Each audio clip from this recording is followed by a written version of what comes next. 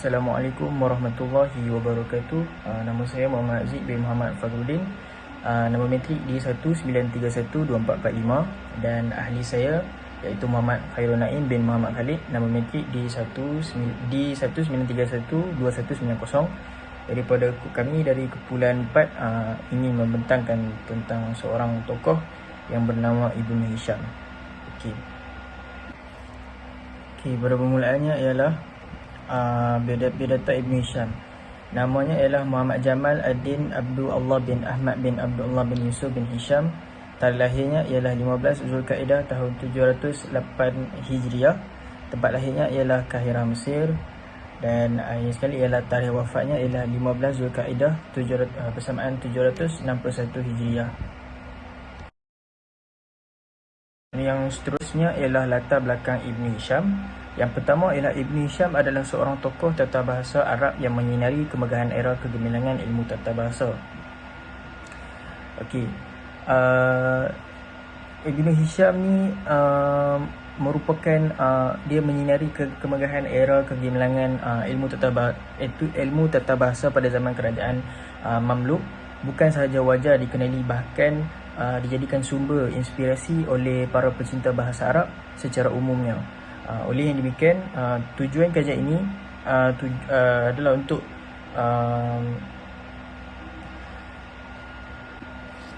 yang seterusnya ialah latar belakang Ibnu Hisham. Yang pertama ialah Ibnu Hisham adalah seorang tokoh tata bahasa Arab yang menyinari kemegahan era kegemilangan ilmu tata bahasa. Bahkan kegemilangan ilmu tata bahasa pada zaman kerajaan Mamluk bukan sahaja wajar dikenali, bahkan dia juga dijadikan sumber inspirasi oleh para pencipta bahasa Arab secara umumnya. Yang kedua ialah Ibnu Hisham diriwayatkan pula sebagai orang yang menguasai ilmu Al-Quran, bahkan mengaguninya. Beliau bukan sahaja mempunyai kemampuan yang luar biasa di dalam mengaplikasi dan menganalisis ayat-ayat Al-Quran, tetapi beliau memuliakannya dengan sentiasa mendahulukan Al-Quran daripada selainnya. Yang keempat ialah Ibnu Hisham telah mendalami fiqh mazhab Imam Syafi'i. Beliau dikatakan lebih cenderung kepada mazhab Imam Hanbali setelah menghafaz Muhtasal Al-Kharaj. Dan yang seterusnya ialah pandangan sarjana Islam terhadap Ibnu Hisham. Pandangan ini terbahagi kepada dua, iaitu satu pandangan sarjana di zaman silam, dan yang kedua ialah pandangan sarjana pada zaman kini.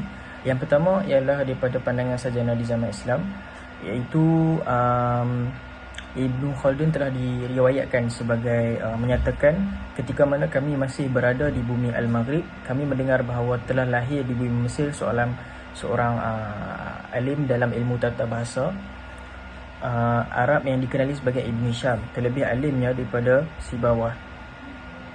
Kenyataan tersebut mungkin dikeluarkan oleh Ibnu Khaldun kerana melihat kepada dua mereka, iaitu Ibnu Hisham dan si bawah, yang sangat mendalami penguasaannya dalam mengaplikasi Al-Quran sebagai syahid dalam proses pengajaran tata bahasa Arab, melainkan kemahiran dan kesungguhan Ibnu Hisham dalam usahanya itu adalah lebih komprehensif. Dan untuk yang seterusnya ialah pandangan sarjana pada zaman kini, iaitu pandangan ini diberikan oleh Al-Fakhuri, iaitu yang telah mentahqiq kitab Mughni Al-Labib yang juga merupakan karya Ibnu Hisham, yang telah mengungkapkan bahawa inilah sebuah kitab ensiklopedia yang terkandung di dalamnya ilmu tata bahasa, ilmu bahasa atau linguistik, ilmu fiqh, ilmu tafsir Al-Quran secara sekaligus, kerana banyaknya penggunaan ayat Al-Quran dengan satu persembahan dan kupasan yang sangat mendalam, sehingga tidak ada lagi kitab yang lebih mendalam daripadanya. Dan untuk secara tambahan, kelimpahan para ulama dalam bidang ilmu ini telah memberi kelebihan kepada Ibnu Hisham di dalam memilih guru-guru yang berjaya membentuk sahsia intelektualnya.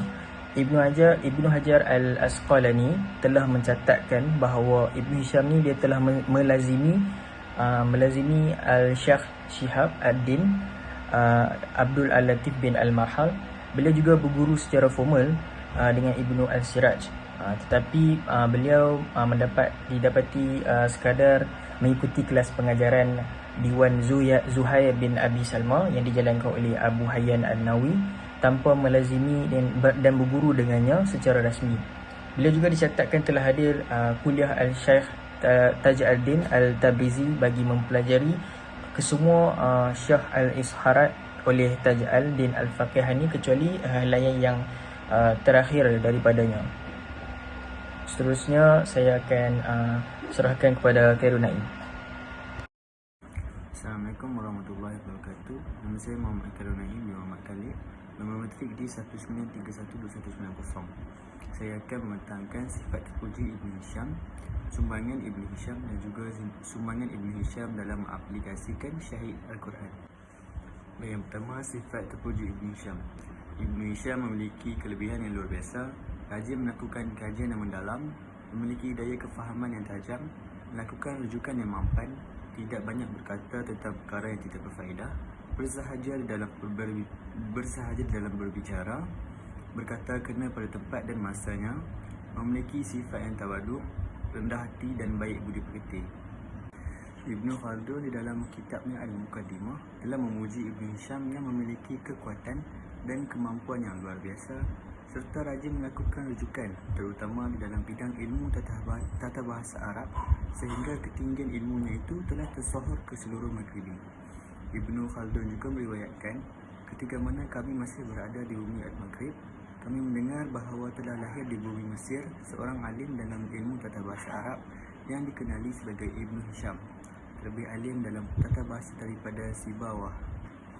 Tidak ketinggalan, ulama kini juga yang turut sama menyatakan pujian ke atas Ibn Hisham, iaitu Al-Zarkali.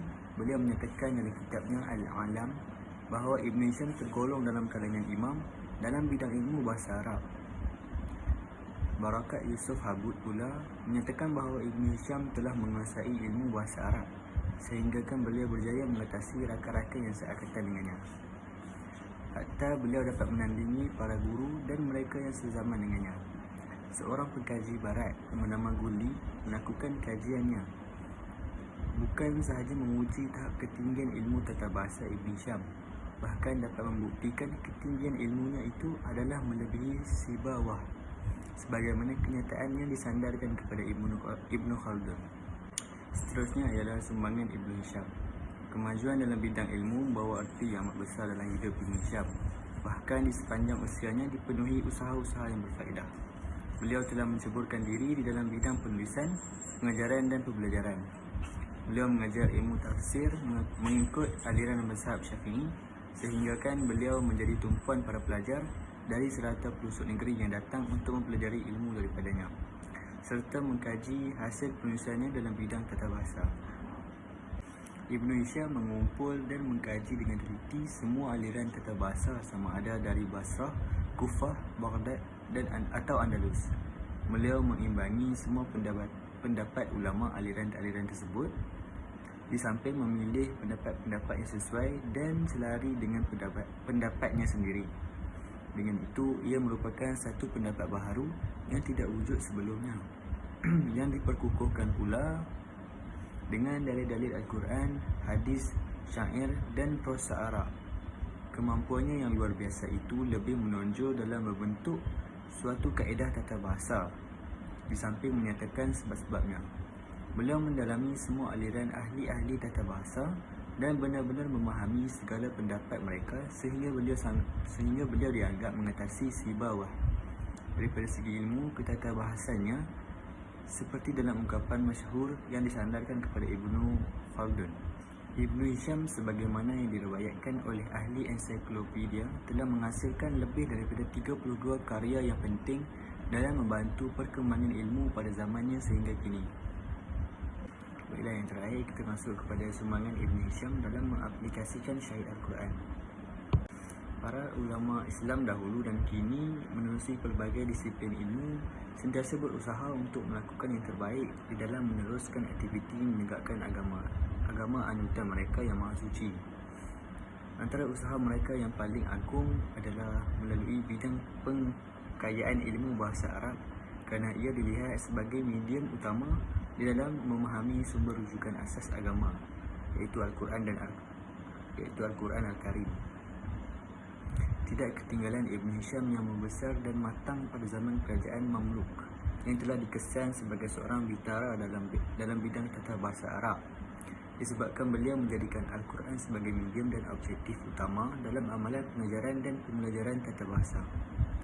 Zamri bin Rajab mendapati bahawa berdasarkan bab Al-Marfu'at sahaja, taburan dan bilangan aplikasi syahid Al-Quran begitu banyak dalam karya Ibn Hisham yang berjudul Syarh Fatru Al-Nada wa Bal Al-Sada. Kajian tersebut juga mengenal pasti pattern-pattern aplikasi syahid Al-Quran yang pelbagai selain menyenaraikan 17 fungsi aplikasi syahid Al-Quran. Ketika menggunakan syahid Al-Quran bersama syahid yang lain, diperhatikan bahawa Ibn Hisham memilih mendahulukan syahid Al-Quran pada kebanyakan tempat. Sebagai contoh, apabila beliau menggunakan syahid Al-Quran bersama syahid syair, jelas sekali dedikasi Ibn Hisham terhadap penggunaan syahid Al-Quran kerana beliau memilih untuk mendahulukan syahid Al-Quran pada keseluruhan tempat dan tidak langsung menggunakan syahid Al-Quran selepas syahid syair. Hal ini juga membuktikan bahawa Ibn Hisham sememangnya mementingkan penggunaan syahid Al-Quran berbanding syahid syair. Kenyataan ini disokong oleh Habud yang mentahqiq sebuah lagi karya Ibn Hisham yang berjudul Audah Al-Masalik ila Alfiyat Ibn Malik, yang bermaksud adapun yang berkaitan dengan metodologi Ibn Hisham terhadap penggunaan syawahid, iaitu dalil-dalil, tidak dinafikan bahawa beliau adalah seorang yang memiliki pengalaman yang amat luas. Selain beliau memiliki kemampuan yang luar biasa dalam mengaplikasikannya dan melakukan analisis yang berkaitan, beliau juga akan mendahulukan penggunaan syahid Al-Quran ke atas yang selain daripadanya kerana ia adalah bicara ataupun input bahasa yang tidak ada pertikaian dan ragu-ragu padanya. Sekian daripada saya. Terima kasih.